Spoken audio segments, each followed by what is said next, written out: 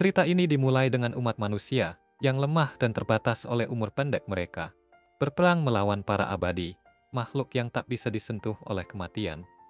Konflik brutal ini dikenal sebagai Perang Abadi, yang merusak dunia hingga menuju pertarungan pamungkas.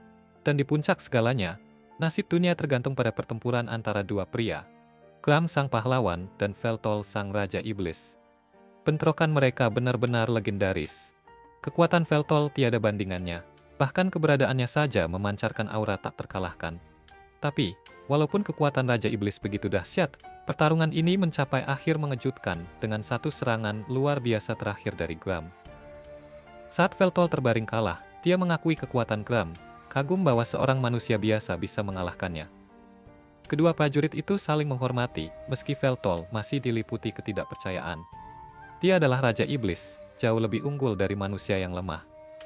Strateginya, keahliannya dalam berperang, kekuatannya. Bagaimana mereka bisa mengalahkannya? Jawaban Gram sederhana, yaitu hidup. Dia menjelaskan bahwa justru kelemahan manusia, kehidupan mereka yang singkat, itulah yang mendorong mereka untuk bertarung sekuat tenaga. Kematian yang menunggu membuat mereka kuat, memaksa mereka untuk bertahan hidup, melawan segala rintangan. Veltol menolak menerima penjelasan ini, tetapi sebelum menghilang, dia meninggalkan Gram dengan peringatan yang mencekam. Di mana ada cahaya, kegelapan akan mengikuti. Selama kegelapan ada, aku akan kembali lagi dan lagi. Aku adalah raja yang tak terkalahkan. Dan dengan itu, tubuh Veltol perlahan memudar, mengucapkan selamat tinggal pada musuh terbesarnya. Sementara Gram juga berpisah dengan musuh yang paling ia benci. Tapi, ini baru permulaan. Beberapa waktu kemudian, Veltol terbangun dan menemukan dirinya dibangkitkan oleh Machina, seorang gadis misterius yang telah menunggu 500 tahun hanya untuk momen ini. Machina meminta maaf atas sambutan yang sederhana, tapi Veltol justru lega bahwa reinkarnasinya tidak terganggu dan siap melanjutkan misinya untuk menaklukkan negeri Alnith. Tapi Machina punya kabar mengejutkan. Negeri yang dulu ia ingin kuasai, sudah tiada. Dan kemudian Machina menjelaskan bahwa 80 tahun yang lalu, dunia Alnith dan dunia bumi, dua dimensi ini bertabrakan setelah sebuah peristiwa besar yang menghancurkan, menyatu menjadi satu dunia. Tabrakan ini membuat kedua dunia porak-poranda, menghapus 90% populasi dalam tahun pertama. Bangsa-bangsa pun terpecah, kota-kota berperang, dan kekacauan menyebar kemana-mana. Bumi memiliki teknologi canggih, sementara Alnith memiliki peradaban yang penuh dengan sihir. Gabungan kedua kekuatan ini menciptakan dunia baru dengan kemajuan yang tak terbayangkan. Sekarang tahun 2099, dan Veltol terkejut, berusaha memahami dunia asing di sekitarnya. Saat mereka berjalan di kota, seorang ogre bertubuh besar tanpa sengaja menabrak Machina tanpa menoleh lagi. Veltol langsung murka. Bagaimana bisa manusia biasa ini tidak tahu siapa Machina? Dia adalah seorang pejabat tinggi di pasukannya. Memutuskan untuk memberi mereka pelajaran, Veltol menggunakan seni rahasia sihir tanpa mantra dan meluncurkan serangan ke langit. Tapi alih-alih kagum, orang-orang di kota malah terlihat kesal. Machina pun panik, menjelaskan kalau sihir besar dilarang di sini, dan mereka harus segera pergi sebelum penjaga datang. Sambil mereka kabur, Machina mengungkapkan lebih banyak tentang keadaan dunia sekarang. Setelah peristiwa dahsyat itu, para abadi tersebar, dan manusia menganggap ini sebagai tanda kelemahan mereka. Manusia pun melancarkan kampanye kejam untuk memburu para abadi. Senjata khusus anti-abadi diciptakan, dan para abadi menjadi sasaran untuk dieliminasi. Veltol, yang pastinya cukup terkejut dengan semua informasi ini, tetap fokus dan bertanya tentang keenam komandan elitnya. Machina pun menjelaskan bahwa sebagian besar dari mereka tidak diketahui nasibnya. Bahkan, salah satunya rela berkorban demi melindunginya. Karena tahu bahwa Machina adalah kunci untuk menghidupkan kembali Veltol. Machina merasa kalau Raja Iblis terlihat agak kehausan, jadi dia buru-buru pergi untuk mengambil minuman.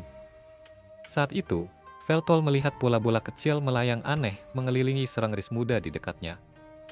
Gadis itu ternyata menggunakan bola-bola tersebut untuk menayangkan adegan vulgar di layar-layar kota. Veltol langsung mendekatinya dan menuduhnya sebagai dalang dari tayangan tersebut. Gadis itu membantah, tapi dengan tenang Veltol mengatakan kalau dia melihat energi ether di sekitarnya. Gadis itu jelas kaget dan menatapnya. Seharusnya, dia tidak bisa melihatnya. Dia memandang Veltol dari ujung kepala hingga kaki, lalu bertanya, "Siapa kamu sebenarnya?" Tanpa ragu, Veltol menjawab, "Aku adalah Raja Iblis."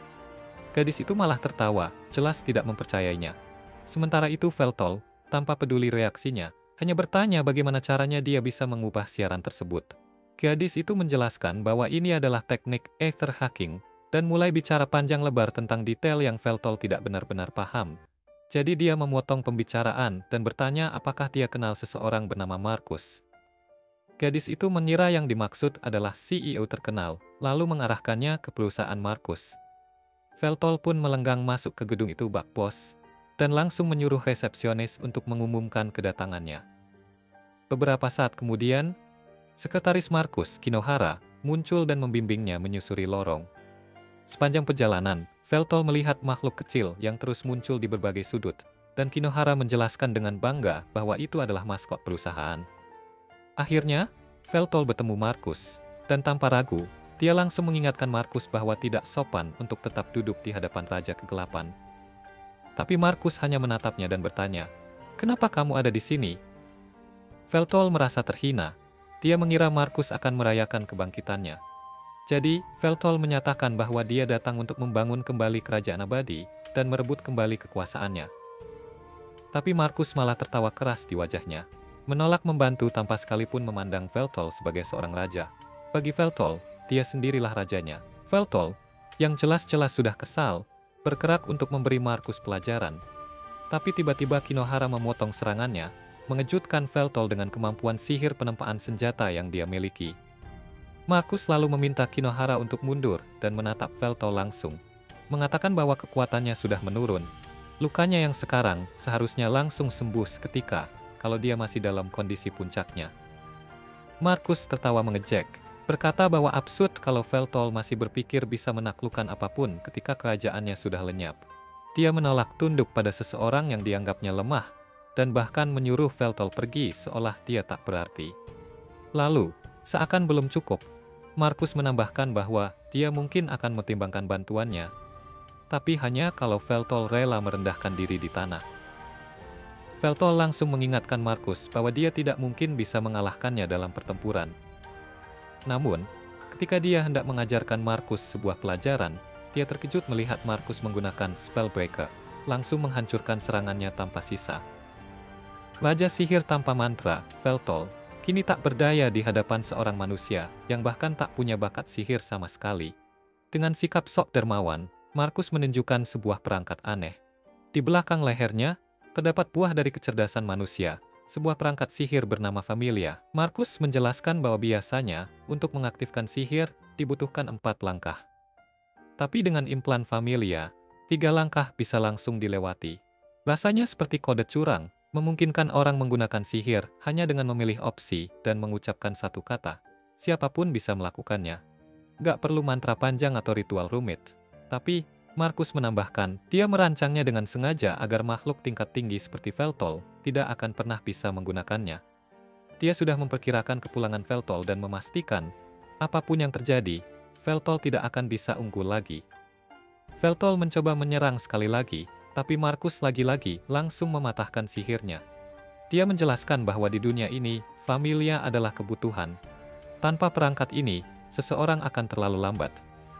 Markus lalu melanjutkan, mengungkapkan bahwa sebenarnya, dia tidak pernah benar-benar menyukai Veltol. Memang, dia pernah bersumpah setia, tapi dia selalu menganggap Veltol itu tiran, angkuh, dan selalu lebih baik dari dirinya dalam segala hal. Markus akhirnya muak hidup dalam bayang-bayang Veltol, meskipun Veltol bahkan tidak pernah menyadarinya. Setelah itu, Markus memutuskan sudah waktunya Veltol pergi. Dia memanggil pedang darahnya, menembakkan belati yang menusuk dada Veltol, meluncurkannya keluar jenda. Sementara Veltol melayang di udara, Markus menyelesaikan tugasnya, meledakkan belati-belati tersebut, dan dengan penuh kepuasan menyatakan bahwa Raja Iblis akhirnya mati. Dia pun mengumumkan dirinya sebagai Raja Iblis yang baru. Sementara itu, terlihat bahwa Veltol ternyata masih hidup, meskipun regenerasinya sangat lambat dan penuh rasa sakit. Saat ia berjalan tertatih-tatih, ia bertemu sekelompok preman, dan dengan lidah tajamnya, situasi malah jadi tambah buruk. Machina akhirnya menemukannya dalam kondisi babak belur. Di kereta, dia meminta maaf karena ragu-ragu memberitahu Veltol tentang pengkhianatan Markus. Tapi Veltol memaafkannya, berkata bahwa mengetahui sebelumnya pun tidak akan mengubah apa-apa. Machina membawa Veltol ke rumahnya, dan Veltol terkesan, berpikir bahwa dia telah berhasil mengamankan kastil besar untuk mereka di era ini. Tapi begitu mereka masuk, dia mulai sadar bahwa mungkin dia salah paham. Machina mengarahkannya ke apartemen mungilnya, dan Veltol mengira ruangan pertama adalah gudang, dengan percaya diri bertanya di mana ruang utama. Machina hanya bisa menatapnya dan menjelaskan kalau itu memang seluruh ruang tinggalnya. Veltol tertawa kecil, berpikir ini lelukon, tapi Machina ternyata serius. Dia menjelaskan bahwa gajinya memang tidak besar, dan Veltol pun menyadari bahwa Machina sudah hidup dengan cara ini selama berabad-abad. Dia merasa terharu dan berkata bahwa kesetiaan Machina adalah sesuatu yang tidak akan pernah dia lupakan. Machina tersentuh oleh kata-kata itu, dan akhirnya menangis dalam pelukannya. Berabad-abad yang lalu, Machina diburu sama orang-orang di zamannya. Pas mereka tahu kalau dia itu abadi, otomatis semua masalah langsung ditimpakan ke dia. Dan mereka pikir cara paling baik untuk menyelesaikan masalah ini adalah dengan melemparkannya ke dalam gunung berapi. Tapi, sebelum Machina sempat menyentuh lava, Veltol muncul entah dari mana untuk menyelamatkannya. Itu pertama kalinya mereka bertemu, dan satu-satunya alasan Veltol datang adalah karena dia dengar ada immortal lain di daerah itu. Pas lihat Machina, dia nggak kecewa sama sekali. Dia langsung menawarkan pilihan ke Machina untuk mengabdi padanya sepenuh hati, dan sejak hari itu, Machina selalu setia sama Veltol. Keesokan harinya, alarm Machina berbunyi, dan sebelum Veltol bangun, dia menuju dapur buat masak sarapan. Sambil nunggu supnya mendidih, dia memanggil asisten virtualnya, Eleklat, dan versi mini dirinya sendiri muncul di pandangan Machina. Elek mulai memberi laporan soal tanggal, waktu, dan kondisi cuaca terkini. Machina tanya ke Elek gimana kabarnya, jadi Elek langsung ngecek seluruh sistemnya, dan melapor kalau semuanya berfungsi dengan baik. Ini kabar bagus, apalagi sebentar lagi Veltol dan Machina bisa mulai menjalankan misi mereka. Setelah sarapan siap, Machina pergi membangunkan Veltol dan menyajikan makanannya. Veltol belum pernah lihat makanan seperti ini sebelumnya, tapi dari baunya saja, dia sudah tahu kalau rasanya pasti enak. Dia mengambil sumpit untuk mencicipi, dan benar saja, dia suka banget sama makanan yang dibuat Machina. Mendengar itu, Machina langsung bahagia bukan main. Setelah selesai makan, Veltol bertanya apakah Machina tahu keberadaan immortal lain, dan Machina memang tahu beberapa immortal yang berhasil kabur dari perburuan immortal. Tapi, belakangan ini, beberapa immortal mulai menghilang, dan Machina bahkan kehilangan kontak dengan dua asisten dekatnya, Ornat dan Palmlock. Dia berharap mereka hanya bersembunyi, tapi tanpa cara untuk menghubungi mereka, dia tidak bisa yakin. Veltol lalu tanya apakah perburuan immortal masih berlangsung, tapi Machina menjelaskan bahwa perburuan sebenarnya sudah berakhir beberapa dekade yang lalu. Perburuan itu dulunya dipimpin Markus untuk mengamankan posisinya di puncak kekuasaan. Dan sekarang, dia sudah menguasai segalanya. Nggak ada lagi alasan buat terus melanjutkannya. Kebencian orang-orang terhadap Immortal juga sudah mulai pudar seiring waktu. Jadi sebenarnya nggak terlalu berbahaya untuk terlihat di luar. Setelah asistennya hilang, Machina pernah pergi ke apartemen mereka untuk memeriksa. Dan ternyata tempatnya berantakan banget. Jadi dia yakin ada pertarungan yang terjadi di sana. Tapi satu-satunya petunjuk yang bisa dia temukan adalah catatan dengan tulisan kilang abadi di dalamnya. Saat Veltol membaca pesan itu, dia meraih cangkir tehnya. Tapi tiba-tiba rasa sakit yang tajam membuatnya terkejut, dan dia menumpahkan teh kemana-mana. Ternyata, dia masih belum sepenuhnya sembuh dari luka yang didapat kemarin. Dan bukan cuma regenerasinya yang lemah, semuanya tentang dirinya terasa lebih lemah daripada sebelumnya. Bahkan sihir yang dia gunakan saat pertama kali datang, pasti akan memiliki efek yang jauh lebih besar jika Veltol berada dalam kekuatan penuhnya. Machina menganggap ini karena keyakinan yang Veltol gunakan sebagai kekuatan di masa jayanya, sekarang sudah tidak ada lagi. Saat ini, namanya hanya dibicarakan di buku sejarah. Tanpa pengakuan, kekuatan Veltol tidak akan pernah benar-benar kembali padanya. Tapi dia pikir itu seharusnya mudah untuk diatasi, karena dia hanya perlu membuat dirinya dikenal lagi. Dengan itu, dia bilang ke Machina bahwa dia ingin keluar dan menjelajahi sekitar, karena duduk di dalam ruangan seharian tidak baik untuknya. Machina menyarankan agar mereka berdua pergi belanja. Di kota, hal pertama yang perlu mereka lakukan adalah mendapatkan pakaian jalanan yang bagus untuk Veltol, supaya dia bisa memakainya saat belanja. Dan juga saat mereka masuk ke toko, Machina meminta Veltol untuk berdiri di atas platform supaya mesin bisa memindai tubuhnya. Dia minta maaf karena terbatas pada pakaian murah di toko akibat anggarannya yang pas-pasan. Tapi Veltol bilang dia tidak masalah karena pesona alaminya pasti akan terlihat bagus dengan pakaian apapun. Setelah mengambil ukuran tubuhnya, Machina bertanya apakah Veltol punya preferensi, tapi dia tidak tahu banyak tentang gaya era sekarang. Jadi dia menyerahkan pilihan itu kepada Machina. Machina memutuskan untuk meminta Alec membuat pilihan yang paling optimal untuk Veltol, mempertimbangkan anggaran dan praktikalitas. Setelah sedikit memproses, Alec akhirnya memilihkan setelan tracksuit. Machina merasa setelan itu tidak begitu bagus, tapi begitu Veltol melihatnya, dia langsung jatuh cinta dengan penampilannya, dan dia semakin tertarik dengan desain di belakangnya. Machina menjelaskan bahwa itu adalah bahasa kuno yang digunakan oleh orang-orang yang dulu tinggal di tanah ini, dan simbol-simbol di jaket itu menyebutkan Demon Lord. Karena Veltol tampak menyukainya, Machina mengambil tracksuit itu untuknya, dan berjalan keluar dari toko. Tapi sebelum keluar, Veltol menarik perhatiannya karena mereka belum membayar. Namun, Machina menjelaskan bahwa semua transaksi dilakukan secara otomatis. Setelah itu, mereka makan di tempat fast food, dan saat mereka duduk bersama, Veltol bertanya kepada Machina bagaimana rasanya memiliki familia yang terpasang. Selain pengkhianatan Markus, Familia jelas merupakan perangkat yang revolusioner, jadi dia penasaran tentangnya. Machina menjelaskan bahwa itu sangat praktis, karena tidak hanya memudahkan penggunaan sihir, tetapi juga bisa digunakan untuk mengumpulkan informasi, berbelanja, atau bahkan berkomunikasi. Sebelum Familia menjadi umum, orang-orang menggunakan smartphone untuk melakukan semua itu, tapi sangat tidak praktis harus memegangnya. Veltol meminta izin untuk melihatnya. Lalu dia memutar tubuh Machina dan mulai menyentuhnya. Machina agak terkejut pada awalnya, tetapi dia sebenarnya sangat menikmati ini, sampai-sampai Familianya harus memperingatkan bahwa detak jantungnya tiba-tiba meningkat. Setelah selesai memeriksanya, Veltol bertanya apakah tidak merasa tidak nyaman memiliki Familia terpasang di belakang lehernya. Machina menjawab bahwa itu terasa aneh pada awalnya, tapi dia terbiasa begitu menjadi ilegal bagi perusahaan untuk mengalirkan iklan langsung ke kepala orang-orang. Sangat sulit menjalani kehidupan sehari-hari tanpa salah satu dari ini. Tapi di sisi lain, memiliki Familia tidak selalu membuat hidupmu lebih baik, seperti yang ditunjukkan oleh situasi hidupnya saat ini. Saat mereka berjalan pulang, Veltol mengumumkan bahwa dia akan mencari pekerjaan. Machina terkejut dan bilang ke Veltol bahwa dia nggak perlu melakukan hal-hal seperti itu, karena Machina yang sedang bekerja. Meskipun kondisinya sekarang tidak ideal, dia meyakinkan Veltol bahwa dia akan memberikan kehidupan yang lebih baik untuknya. Dia bilang dia akan ambil lebih banyak shift kerja, atau mungkin bahkan dapat 2 atau 3 pekerjaan lagi. Tapi Veltol memotongnya, dan bilang bahwa zaman sudah berubah.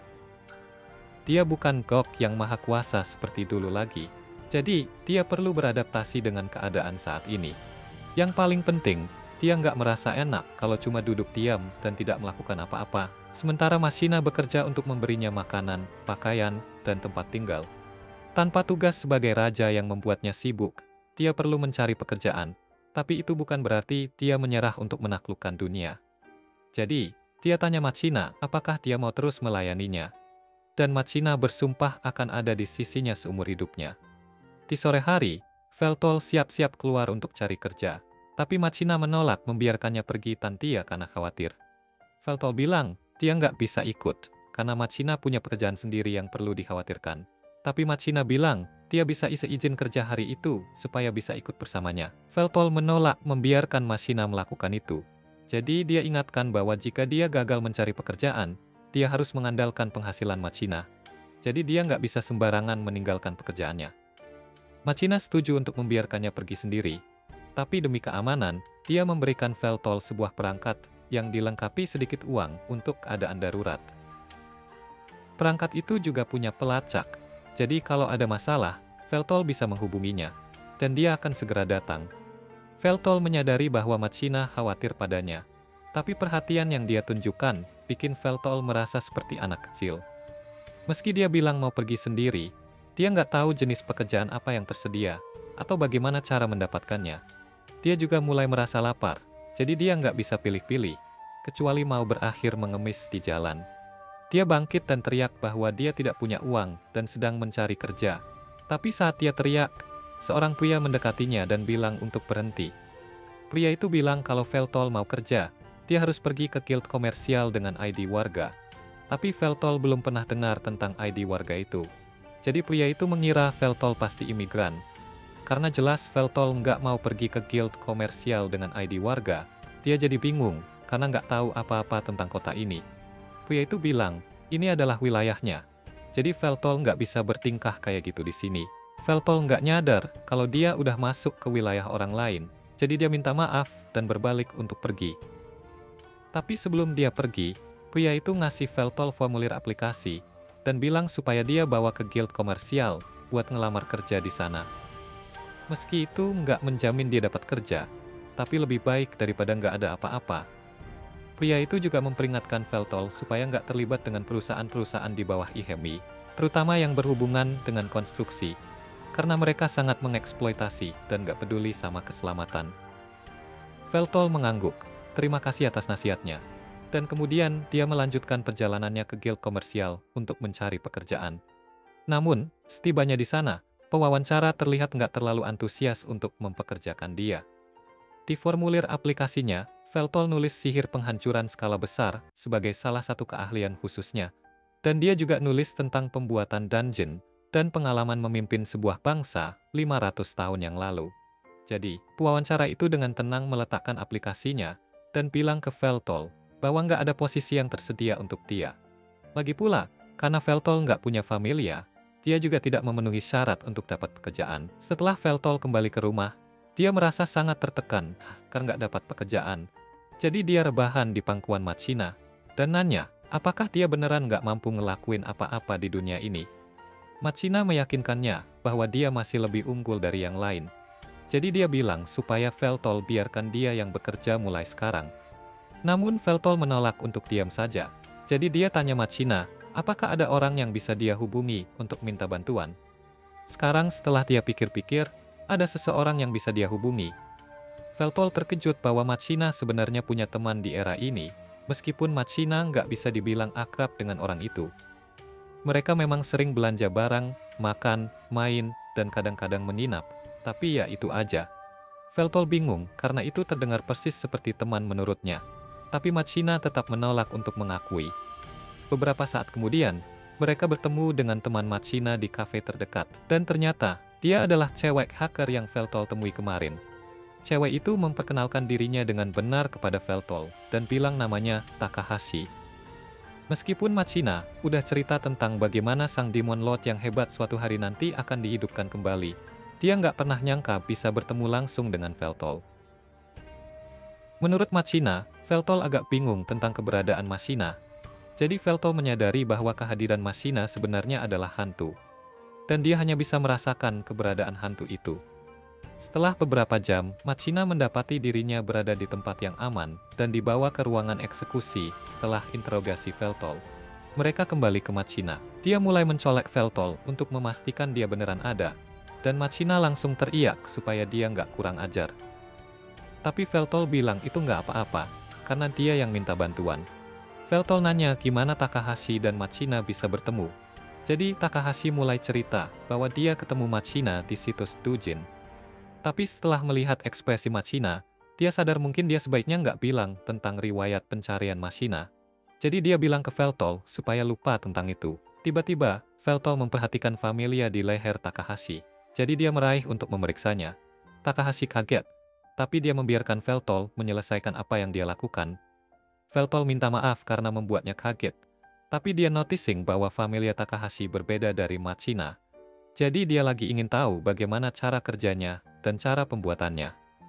Takahashi terkejut karena Veltol bisa melakukan semua itu hanya dengan menyentuhnya. Jadi Machina menjelaskan bahwa Veltol punya kemampuan Sage Eye yang memungkinkan dia menggunakan aliran mana untuk memahami komposisi objek yang dia sentuh. Dia punya ide umum tentang cara kerja familia, tapi masih ada banyak komponen yang belum bisa dia analisis sepenuhnya. Tapi itu masalah untuk lain waktu. Karena alasan mereka di sini sekarang adalah untuk nanya apakah Hashi bisa ngenalin Veltol ke beberapa jenis pekerjaan. Dia nanya kenapa Veltol nggak langsung aja ke guild komersial. Tapi Veltol bilang dia udah coba dan ditolak karena nggak punya familia. Dan karena dendam tertentu dari CDO, Veltol nggak bisa punya familia yang terpasang. Jadi mereka berharap Takahashi punya ide lain.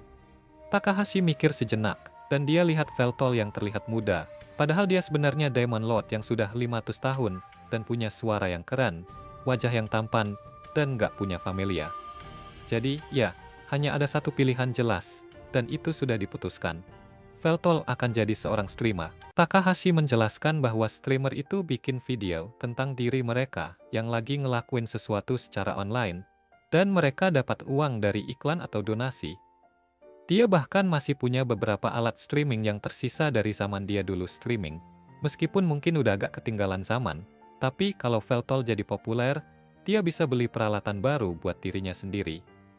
Mashina bilang dia sangat menentang ide Veltol jadi streamer karena pekerjaan ini sangat tidak stabil dan berisiko. Dia merasa jauh lebih baik kalau Veltol dapat pekerjaan yang lebih dapat diandalkan, kayak membalik burger. Tapi Takahashi berpikir ini bisa jadi kesempatan besar buat Veltol. Dia punya suara yang keren, wajah yang tampan, dan aura yang luar biasa. Jadi dia cocok banget buat jadi bintang. Dan pas Takahashi bilang gitu, Mashina nggak bisa membantah bahwa Veltol memang menawan. Tapi dia masih ragu kalau ini ide yang baik. Ada beberapa game yang nggak bisa dia mainkan tanpa familia. Tapi dia bisa tetap main game yang masih pakai kontrol fisik. Dan kebanyakan orang sekarang ini nggak nonton karena gamenya.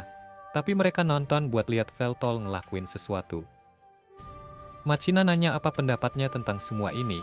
Dan mengingat dia nggak punya banyak pilihan, Veltol setuju untuk ikut ide Takahashi. Hari itu, Mashina sedang mandi, sementara Veltol melakukan riset tentang internet di dunia ini. Dan nggak butuh waktu lama baginya untuk mengerti cara kerjanya. Internet memungkinkan orang menyebarkan informasi lebih cepat dari apapun yang pernah dia lihat sebelumnya. Tapi akibat semua akses ini, orang-orang malah lebih sering nonton video kucing atau ngelakuin hal-hal aneh di dunia maya. Dia merasa seharusnya gampang baginya untuk mempengaruhi opini publik agar mendukungnya dengan ini. Tapi tiba-tiba, Mashina selesai mandi dan keluar dengan telanjang bulat. Begitu dia sadar apa yang baru saja terjadi, dia langsung buru-buru berpakaian dan minta maaf kepada Veltol karena bersikap tidak sopan. Dia sudah hidup sendirian terlalu lama sampai jadi kebiasaan. Tapi Veltol bilang, nggak ada yang perlu dikhawatirkan, karena dia sebenarnya menganggap tubuh Mashina cukup indah. Meskipun dia masih percaya tubuhnya sendiri lebih baik.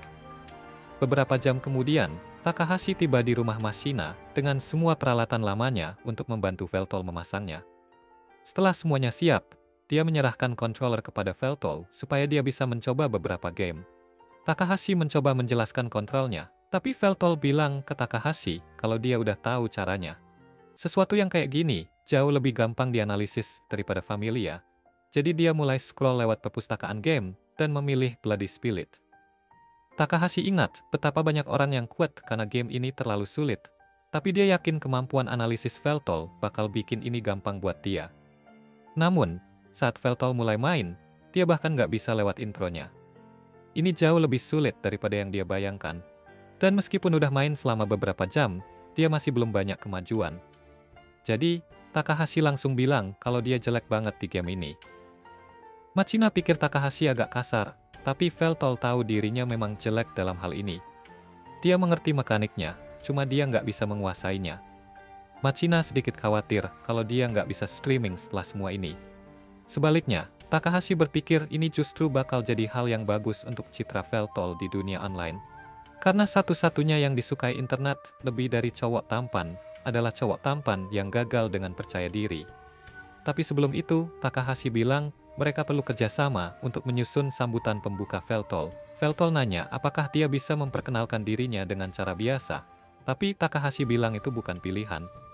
Udah ada lebih dari 5 juta streamer di dunia, dan hanya 1% dari mereka yang benar-benar bisa menghasilkan uang cukup untuk bertahan hidup. Jadi, kalau Veltol mau terjun ke dunia ini, dia harus mikir cara untuk bikin kesan di sebanyak mungkin orang dengan sambutannya. Takahashi kelihatan banget nganggap sambutan ini penting banget, Chiba. Jadi Veltol nanya ke Mashina, apakah dia punya ide untuk sambutannya. Mashina mikir sebentar, dan menurut dia, Yang terbaik adalah kalau Veltol adaptasi salah satu deklarasi Warden-nya dan gunakan itu. Veltol coba, dan deklarasinya basically bilang kalau orang-orang bodoh seharusnya merasa terhormat ada di hadapannya. Dramatis banget. Jadi Takahashi bilang itu adalah awal yang bagus, tapi masih belum cukup menarik perhatian. Jadi mereka harus pikirkan tambahan buat itu. Sementara itu, Takahashi bilang dia bakal kasih Veltol pelajaran singkat tentang semua yang perlu dia tahu tentang streaming. Intinya, dia harus streaming setiap hari, bahkan kalau nggak ada yang nonton. Dan apapun yang dia lakukan, dia harus menghindari bicara tentang hal-hal erotis atau rasis, karena itu bakal bikin dia di-ban. Yang paling penting, selama Veltol streaming, Machina harus pastikan dia nggak pernah ketahuan di kamera, karena mereka nggak mau orang-orang mikir kalau Machina itu pacarnya. Sebagai guest terbaik, Takahashi minta bantuan salah satu temannya untuk bantu promosikan stream Veltol, tapi dia punya utang budi setelah ini. Waktu berlalu, dan Veltol mulai jadi semakin populer. Tapi saat troll-troll mulai menyerbu streamnya, dia sama sekali nggak terganggu, dan malah dorong mereka buat terus menghina dia.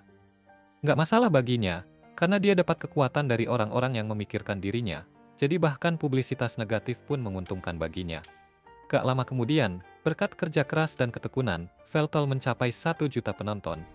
Dan untuk stream terbarunya, dia bakal main Bloody Split Thief non-stop, sampai dia bisa menuntaskannya. Tapi saat dia melakukannya, ada kamera yang mengarah ke rumah Machina, dan menangkap momen ketika Machina pulang kerja. Begitu Machina masuk, Veltol baru aja berhasil menyelesaikan gamenya. Jadi dia merayakan kemenangannya, dan banyak penggemarnya yang mengucapkan selamat. Dia udah banyak berkembang setelah menyelesaikan game Bloody Split yang pertama dan kedua, tapi ini tetap aja susah banget untuk diselesaikan, dan dia senang bisa melewatinya. Dia ngucapin terima kasih kepada semua penggemar dan haters yang udah mendukungnya. Dia juga ngucapin terima kasih kepada semua orang yang mendukungnya sampai dia selesai. Tapi dengan itu, dia harus mengakhiri stream hari ini. Begitu Veltol selesai, dia menghela napas lega, dan Machina membuka pintu untuk memeriksa apakah dia butuh sesuatu. Veltol bilang, dia baik-baik saja dan mau keluar karena ada paket yang ingin diambil. Machina menawarkan untuk mengambilkan paketnya. Tapi Veltol udah nyari alasan untuk bergerak sebentar. Jadi Machina bilang dia akan siapin makan malam untuknya begitu dia kembali. Dia keluar ke kota, dan saat berjalan melewati daerah kumuh, dia mulai ngomong tentang betapa distorsinya dan rusaknya struktur sosial di kota ini. Namun, saat dia terus berjalan, dia kaget banget melihat wajah yang familiar duduk di pinggir jalan. Itu adalah pahlawan Gram. Dulu, Gram adalah kakak yang baik dan merawat adiknya, Melina, yang jatuh sakit. Dia menenangkan Melina dan bilang dia akan pergi mencari beberapa ramuan obat untuk membantunya sembuh. Tapi saat dia mau berangkat, ayahnya memanggilnya dan memberikan sebuah pedang. Dia sudah mendengar bahwa ada monster yang berkeliaran di hutan. Jadi ayahnya ingin Gram membawa pedang itu agar dia bisa melindungi diri jika bertemu sesuatu yang berbahaya. Ibu Gram juga khawatir tentang keselamatannya, jadi dia mengucapkan doa kecil untuknya sebelum dia pergi. Dan Gram berterima kasih kepada mereka berdua atas perhatian mereka. Dia berangkat ke hutan hari itu dan pengambilan ramuan berjalan lancar. Namun, saat dia kembali ke rumah, dia bertemu dengan pasukan manusia kadal yang dipimpin oleh Zanol, salah satu jenderal Veltol. Karena dia bersembunyi, dia tidak perlu melawan mereka, tapi dia penasaran apa yang mereka lakukan di lokasi terpencil seperti itu. Dengan ketakutan, saat kembali ke rumah, dia menemukan rumahnya bersama seluruh keluarganya telah dibakar hingga rata dengan tanah. Sejak hari itu, dia bersumpah akan membalas dendam kepada Veltol. Tapi sekarang, dia tampak bingung dan duduk di samping musuh bebuyutannya. Veltol mulai berbicara tentang kedai udon dan meyakinkan Gram bahwa ini adalah salah satu tempat terbaik di sekitar sini. Tapi Gram tidak punya banyak komentar tentang itu. Veltol berusaha menjaga percakapan tetap berjalan dan mengatakan bahwa makanan di dunia ini jauh lebih enak dibandingkan saat dia masih hidup. Dan Gram setuju, tetapi dia masih tidak banyak bicara. Makanan akhirnya tiba, dan mereka berdua siap untuk makan. Namun, Gram akhirnya mengucapkan sesuatu dan berbicara tentang betapa anehnya makan mie sambil duduk di samping musuh yang telah membunuh keluarga dan teman-temannya. Veltol merasa hal yang sama, karena Gram telah membunuh beberapa pengawalnya seorang diri, tetapi saat ini dia tidak merasa benci terhadap Gram sama sekali. Dia hanya penasaran bagaimana Gram bisa bertahan hidup begitu lama ketika dia abadi. Satu-satunya penjelasan adalah jika Gram entah bagaimana menjadi abadi, tetapi itu akan bertentangan dengan seluruh ideologinya untuk memanfaatkan hidup yang terbatas. Gram menjelaskan bahwa dia tidak menyerahkan kematiannya. Sebagai hadiah karena mengalahkan Veltol, Hakim Meldia memberinya berkat awet muda, dan meskipun berkat itu memungkinkannya untuk hidup selama ini, itu tidak membuatnya abadi. Veltol berkomentar bahwa Hakim Meldia pasti sangat menyayanginya, jadi bisa dibayangkan dia memberi berkat seperti itu. Setelah Gram mengakhiri perang dengan para abadi mulai berperang di antara mereka sendiri lagi. Jadi dia diperintahkan untuk pergi ke medan perang dan membunuh para manusia yang pernah dia perjuangkan untuk diselamatkan. Dan bahkan setelah perang saudara berakhir, orang-orang justru mengarahkan kebencian mereka kepada Gram, entah kenapa. Veltol percaya hasil seperti itu tak terhindarkan, karena orang-orang secara alami takut pada individu dengan kekuatan besar. Gram diasingkan dari kerajaan, jadi dia terpaksa mengembara selama berabad-abad, sampai fantasian terjadi, dan dunia-dunia menjadi menyatu. Sejak saat itu, dia telah membunuh begitu banyak manusia dan abadi, sehingga dia percaya tidak ada tempat bagi dirinya lagi di dunia ini sebagai seorang pahlawan. Dia bertanya kepada Veltol mengapa dia ingin menguasai dunia sejak awal. Jadi Veltol menjawab bahwa dia mencoba mencapai perdamaian dunia. Ada beberapa cara seseorang bisa menjadi abadi, seperti Phoenix, kutukan, atau berkat. Jadi, selain beberapa pengecualian langka, semua abadi dulunya adalah manusia. Namun, manusia terus-menerus mengucilkan dan menganiaya para abadi karena mereka berbeda. Dan para abadi juga tidak lebih baik, karena mereka melakukan hal yang sama persis kepada manusia. Pelajaran yang Veltol ambil dari ini adalah bahwa tidak peduli siapa kamu, orang-orang akan selalu membenci dan takut pada hal-hal yang berbeda. Jadi dia percaya bahwa satu-satunya cara untuk mewujudkan perdamaian dunia adalah dengan berdiri di puncak dunia dan menguasainya untuk memastikan tidak ada yang harus menderita penganiayaan semacam itu. Gram tidak percaya bahwa perdamaian melalui dominasi dunia akan berhasil, tetapi dia juga tidak bisa membantah bahwa orang yang dibiarkan sendiri tidak akan pernah mencapainya. Dia tidak percaya pada perdamaian karena dia telah mengalami penganiayaan dan perang yang tidak masuk akal secara langsung. Namun, dia masih menolak untuk mengakui bahwa Veltol benar. Jadi Veltol menerima bahwa Gram tidak akan pernah setuju dengannya. Gram berdiri untuk pergi dan berterima kasih kepada Veltol atas minyak. Tetapi sebelum pergi, dia memberitahu Veltol bahwa dia senang mendapatkan kesempatan untuk berbicara dengannya. Veltol juga bangkit untuk pergi, dan saat berjalan menyusuri jalan, dia melihat Takahashi di sebuah gang, dan sepertinya dia sedang dalam masalah. Takahashi tampaknya telah menyewa seorang ogre untuk sebuah pekerjaan, tetapi sekarang ogre itu mencoba memerasnya dengan meminta bayaran 2 kali lipat. Takahashi memberitahu ogre itu bahwa dia bodoh jika berpikir dia akan memberinya uang sebanyak itu. Tetapi, ogre itu benar-benar bersiap untuk memukulinya jika dia tidak mendapatkan apa yang dia inginkan. Jadi dia mengangkat tangannya dan bersiap untuk memukulnya. Namun, Veltol menangkap lengannya dan memberitahunya untuk meninggalkan Takahashi sendirian. Dia merasa murah hati hari ini, jadi dia bersedia mengabaikan ketidakrespekan ogre itu. Tetapi, ogre itu mengenali Veltol sebagai orang yang pernah dia pukuli beberapa waktu lalu, jadi dia tidak takut padanya. Ogre itu mengancam akan membunuh Veltol kali ini, jadi Takahashi mencoba memberitahu Veltol untuk lari sebelum dia terluka. Tetapi Veltol bilang tidak apa-apa, karena dia memang sudah berencana untuk menguji seberapa banyak kekuatan yang sudah dia dapatkan kembali. Saat ogre itu mencoba memukulnya, Veltol mengulurkan tangannya dan menangkap pukulan tersebut. Namun, ogre itu mengaktifkan sihir angin dan langsung menghancurkan lengan Veltol. Meskipun begitu, dengan kekuatan yang sebagian telah dipulihkan, Veltol bisa segera meregenerasi lengannya dan menendang ogre itu ke tumpukan sampah. Orang itu pingsan, dan Veltol sebenarnya merasa kecewa karena dia berharap bisa mendapatkan pertarungan yang lebih seru. Takahashi mendekatinya dan bertanya, apakah dia baik-baik saja? Veltol menjawab bahwa dia baik-baik saja. Tapi dia ingin tahu siapa orang itu dan kenapa dia menyerangnya.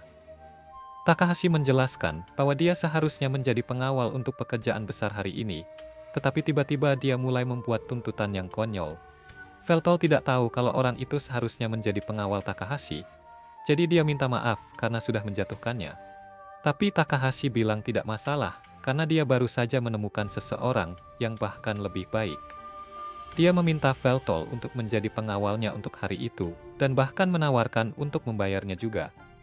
Karena dia berutang budi padanya, Veltol pun setuju. Takahashi membawanya ke lokasi dan memberitahu bahwa dia mencoba mencuri sesuatu dari gudang ini. Jadi dia butuh Veltol untuk membuat gangguan sementara dia mengambil barangnya. Veltol bilang dia mengerti tujuannya.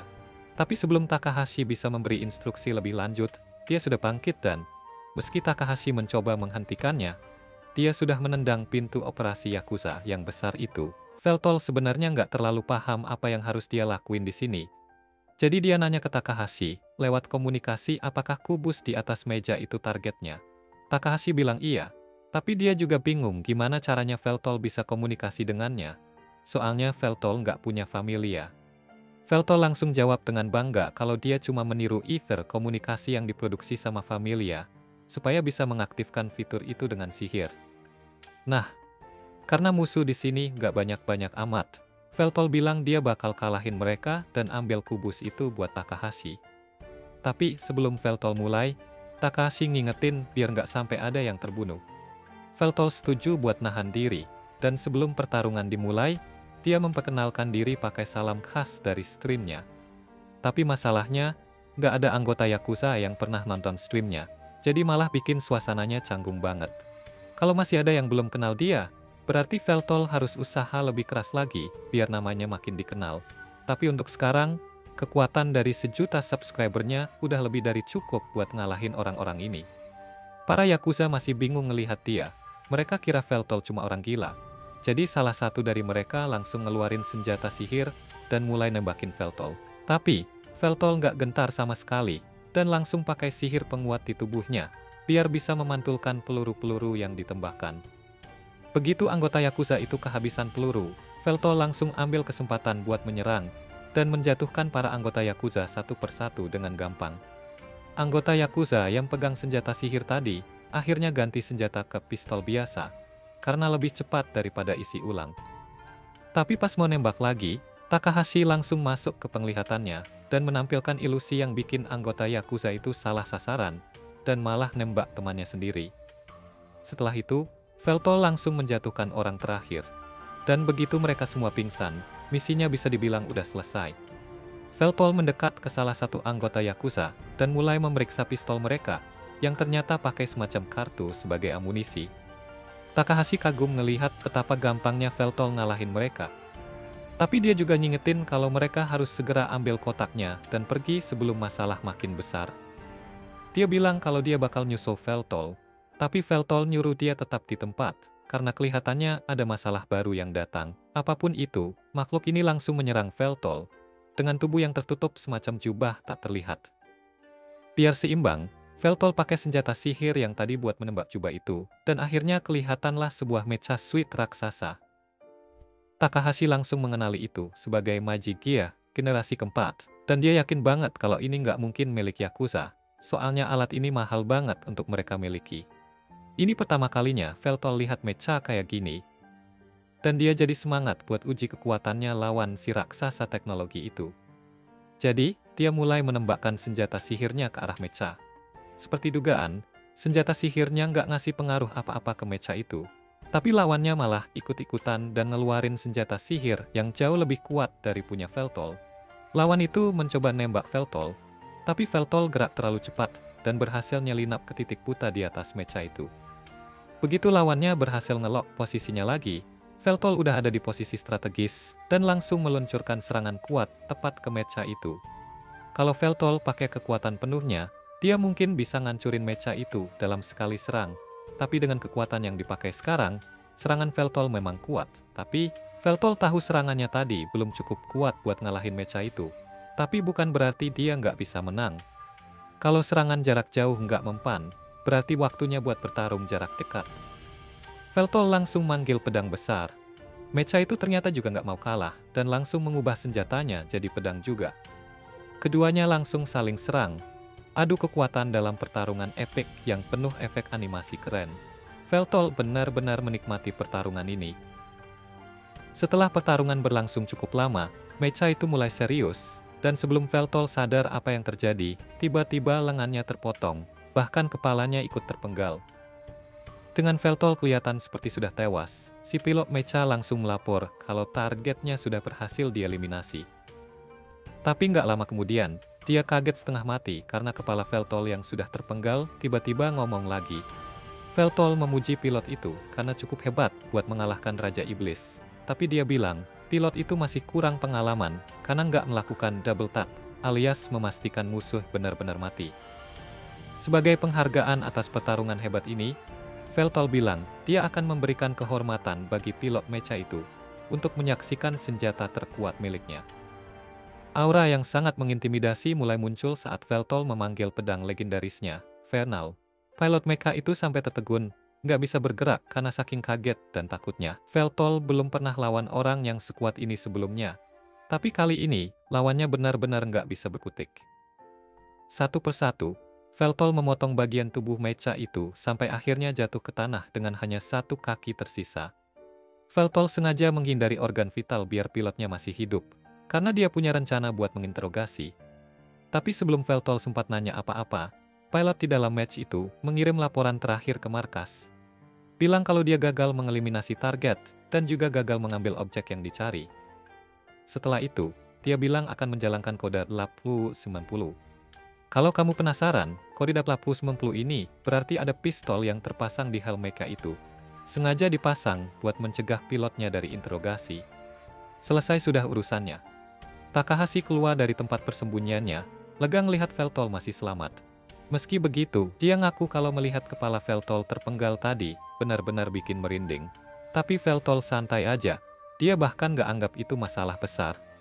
Yang bikin dia lebih kaget, justru kenyataan kalau ternyata ada senjata di zaman ini yang bisa memperkuat seseorang sampai ke level yang segitu kuat. Dia bilang, zaman ini memang benar-benar menakutkan. Takahashi justru berpikir kalau yang menakutkan itu adalah Veltol sendiri. Soalnya dia baru aja ngancurin Megi Gear sendirian. Padahal alat ini kuatnya sampai bisa ngancurin satu negara kalau diperlukan. Apalagi yang ini buatan perusahaan milik Markus. Dan Takahashi tahu Yakuza nggak mungkin punya akses buat dapetin suite kayak gini. Dia mulai khawatir kalau misi ini mungkin bakal jauh lebih rumit daripada yang dia kira. Terlepas dari itu, Veltol masih penasaran kenapa mereka sampai repot-repot buat dapetin kubus itu. Takahashi kemudian menjelaskan kalau kubus itu sebenarnya adalah perangkat penyimpanan.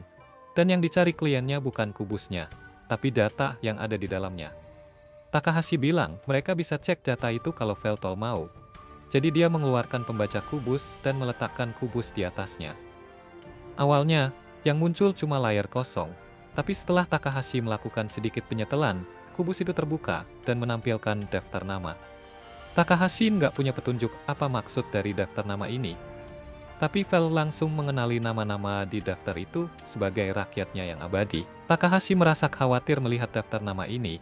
Jadi dia bilang akan coba hubungi kliennya buat cari tahu apa maksud dari daftar ini. Sayangnya, kliennya nggak angkat telepon, jadi mereka terpaksa harus ketemu langsung kalau mau bahas ini lebih lanjut. Takahashi membawa Veltol ke gedung apartemen besar tempat kliennya tinggal, dan katanya orang yang mereka cari ada di lantai 13. Pas mereka mendekati pintu masuk, Takahashi dengan santainya menggunakan kemampuan hackingnya buat melewati sistem keamanan di gedung itu. Dia bangga banget sama dirinya sendiri, karena nggak ada sistem keamanan yang nggak bisa dia tembus. Begitu mereka masuk dan menuju lift, Takahashi siap buat menekan tombol lift, tapi tiba-tiba Veltol menghentikannya, dan bilang dia mau yang menekan tombol itu sendiri. Takahashi sih nggak masalah ngasih kesempatan buat Veltol, tapi dia penasaran kenapa Veltol mau banget menekan tombolnya. Veltol sendiri nggak punya alasan khusus, dia cuma suka aja menekan tombol. Akhirnya, Veltol mulai menekan tombol ke lantai 13. Tapi Takahashi lupa ngasih tahu kalau lift ini sebenarnya nggak memungkinkan orang untuk sampai ke lantai 13. Ada semacam larangan buat akses langsung ke lantai itu. Sementara Takahashi dilarang ke lantai 13, Veltol malah sepertinya punya cara khusus buat sampai langsung ke sana. Pertama-tama, kamu harus naik dulu ke lantai 2, terus ke lantai 17, lalu balik lagi ke lantai 4, dan begitu seterusnya sampai akhirnya kamu bisa sampai ke lantai 13. Karena udah sampai sini, Veltol mulai jalan keluar dari lift. Tapi Takahashi buru-buru bilang, buat nunggu dulu karena kliennya, Eiju, orangnya lumayan paranoid. Jadi dia udah pasang banyak jebakan di sepanjang lantai ini. Kalau Veltol nggak sengaja kena jebakan, bisa-bisa dia langsung jadi daging cincang. Veltol berterima kasih atas peringatannya, tapi dari yang dia lihat, nggak ada jebakan di ruangan ini. Lebih tepatnya lagi, semua jebakan fisik dan sihir di tempat ini udah dinonaktifkan. Takahashi kaget, kok Veltol bisa tahu dengan gampang. Tapi ya wajar aja, soalnya sebagai Raja Iblis, salah satu tugasnya dulu adalah membangun dan menjaga dungeon, jadi baca-baca pola jebakan tuh gampang banget buat dia. Mereka pun terus jalan sampai akhirnya sampai di depan pintu rumah Eiju, dan Takahashi pun pencet belnya. Aneh banget, kali ini Eiju nggak keluar buat nyautin mereka. Takahashi sih masih bisa ngerti kalau Eiju nggak angkat telepon, tapi biasanya dia selalu buka pintu kalau ada yang datang. Setelah diperiksa lebih lanjut, Veltol sadar kalau pintunya bahkan nggak terkunci dari awal. Hal ini langsung bikin Takahashi curiga, karena Eiju nggak mungkin ceroboh sampai ninggalin pintu rumahnya kebuka gitu aja. Veltol pun nyaranin supaya mereka hati-hati masuk ke dalam, karena nggak ada yang tahu apa yang bakal mereka temuin di sana. Takahashi pun maju duluan dan langsung menuju ruang kerja Eiju. Di sana, dia ngeliat Eiju duduk di kursinya. Tapi pas dia mendekat, dia kaget banget, karena Eiju udah penuh darah dan kelihatan gak bernyawa sama sekali. Takahashi sempat panik, tapi Veltol langsung nenangin dia, dan mulai memeriksa tubuh Eiju. Veltol merasa pernah lihat wajah orang ini sebelumnya, walaupun waktu itu orangnya kelihatan berantakan dan pakai baju kayak gembel. Takahashi langsung bilang, itu emang kebiasaan Eiju, kalau lagi keluar nyari informasi, suka nyamar jadi gelandangan. Di tubuh Eiju, ada luka tusuk yang kelihatan jelas di dada dan lehernya. Dan dari keadaan darahnya, Veltol menduga kalau Eiju baru dibunuh beberapa hari yang lalu. Mengingat gaya hidup Eiju yang sering bikin musuh, pembunuhan ini kelihatannya terlalu rapi buat sekadar aksi balas dendam. Rasanya lebih kayak pekerjaan pembunuh bayaran yang profesional ketimbang serangan acak yang marah-marah. Dan yang paling aneh, ternyata Veltol dulu pernah dipekerjakan buat mengurus Eiju. Tapi waktu itu dia nggak tahu sama sekali siapa targetnya. Apalagi si pembunuh juga sampai repot-repot menghancurkan familia milik Eiju. Pasti ada yang berusaha nutup-nutupin informasi penting yang Eiju punya. Mungkin ini ada hubungannya sama pekerjaannya Eiju kasih ke Takahashi. Tapi sekarang mereka nggak bisa nanya apa-apa lagi ke Eiju karena dia udah nggak ada. Takahashi sempat berpikir sejenak dan mulai nyari di sekitar ruang kerja Eiju. Sebagai broker informasi yang udah berpengalaman, pasti Eiju punya penyimpanan offline di sekitar sini buat jaga-jaga keamanan data. Setelah ngubek-ngubek sebentar, Takahashi nemuin laptop di laci meja tersembunyi. Ini mungkin petunjuk yang mereka cari. Tapi pas dinyalain, semua file di laptop itu kelihatan berantakan, kayak udah rusak. Meskipun begitu, Veltol nyadar kalau sebenarnya file-file itu tersusun dalam pola yang spesifik banget. Berkat petunjuk dari Veltol, Takahashi akhirnya bisa nyusun ulang file-file itu sampai dia nemuin sebuah video. Eiju bikin video ini seandainya dia dibunuh sebelum bisa menyelesaikan penyelidikannya. Dia nggak tahu siapa yang bakal nonton, tapi dia pengen pastiin kalau setidaknya satu orang tahu kebenarannya. Karena kemakmuran kota ini dibangun di atas kejahatan yang mengerikan. Semua kekuatan di kota ini bergantung pada reaktor Aether yang ada di tengah kota. Tapi, dengan ukuran kota yang super besar, reaktor ini butuh minimal 10 jalur lei untuk bisa menarik energi yang cukup buat memenuhi kebutuhan energi kota. Sayangnya di daerah ini cuma ada 2 jalur lei, tapi reaktor itu sepertinya nggak pernah kehabisan energi. Ini jelas banget kalau reaktor itu menarik energi dari sumber lain. Sumber energi kedua ini disebut proyek Furnace Abadi. Intinya, Furnace ini membakar jiwa-jiwa para abadi kayak kayu bakar, dan mengubah energi yang dihasilkan jadi Aether untuk kota. Dan karena para abadi adalah makhluk tingkat tinggi, satu jiwa abadi bisa menghasilkan banyak energi, jauh lebih banyak daripada jiwa ribuan makhluk fana yang bisa dihasilkan. Data yang ditemukan Eiju menunjukkan bahwa perusahaan Markus mempekerjakan orang-orang tunawisma yang putus asa sebagai pekerja konstruksi untuk Furnace Abadi itu. Tapi, begitu konstruksinya selesai, semua pekerja tiba-tiba menghilang. Eiju percaya bahwa mereka semua dibunuh supaya bisa dipakai buat memberi makan Furnace juga. Salah satu abadi pertama yang dijadikan bahan bakar Furnace adalah salah satu bawahan dekat Veltol, Zeno. dan ini bikin Veltol sangat marah. Seluruh pemburuan abadi ini adalah rencana licik dari Markus untuk memutarbalikkan dunia melawan para abadi, supaya orang-orang bisa menerima eksekusi mereka, dan dia bisa membakar jiwa-jiwa abadi di Furnace. Meski begitu, publik nggak pernah diberitahu tentang cara dia membunuh mereka. Baru-baru ini, Markus menjalin kesepakatan untuk membeli informasi tentang beberapa abadi dari Yakuza, yang berarti dia mungkin kehabisan jiwa abadi untuk dibakar. Jadi dia lagi nyari korban baru. Kalau Furnace ini kehabisan bahan bakar abadi, maka jantung kota ini bakal berhenti ada yang dikenal orang-orang. Tapi meskipun begitu, Eju merasa sangat salah bahwa para abadi yang tidak bersalah dikorbankan untuk memberi daya pada kota. Setelah video itu berakhir, Takahashi marah besar setelah mengetahui bahwa abadi diperlakukan seburuk itu. Tetapi tidak ada banyak yang bisa dia lakukan, karena bahkan jika dia mencoba untuk mempublikasikan informasi ini, kemungkinan besar dia akan berakhir mati seperti Eju di sini. Veltol memberitahu dia bahwa ini adalah masalah para abadi, dan sebagai raja para abadi, adalah tanggung jawabnya untuk melakukan sesuatu tentang ini. Jadi dia tidak perlu membebani dirinya sendiri dengan hal ini.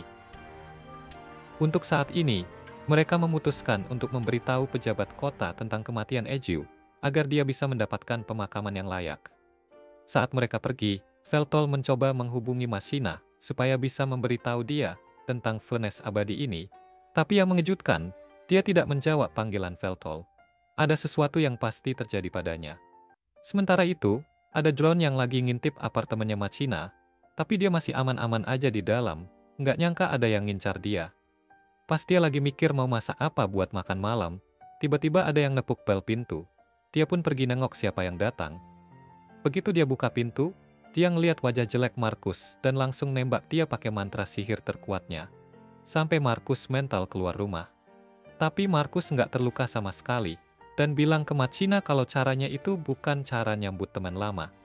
Machina keluar rumah, pakai armor perang demoniknya, dan bilang ke Markus buat berhenti pura-pura bodoh, karena dia tahu Markus datang buat ngancurin dia. Dia mematikan penghubung keluarganya, dan keluar jalur sebelum menyerang Markus. Dia langsung ngelempar mantra sihir ke kakinya Markus, meledakinya dengan sihir hebat, tapi Markus cuma melompat menjauh, dan munculin pedang darah buat nyerang dia. Machina langsung balas pakai panah sihir, dan serangan mereka saling menetralkan. Markus bilang kelihatannya mereka seimbang. Tiba-tiba Machina meloncat nembus awan dan nangkep tangannya. Sebelum Markus sempat bereaksi, Machina cepetin mantra ke pergelangan tangannya, dan langsung meledakinya, bikin lengannya terbang. Tapi Markus langsung aja regenerasiin lengannya, dan munculin bentuk lanjut dari mantra pedang darahnya. Dia gempurin Machina dengan serangan itu, tapi Machina pasang pelindung sihir buat melindungi diri.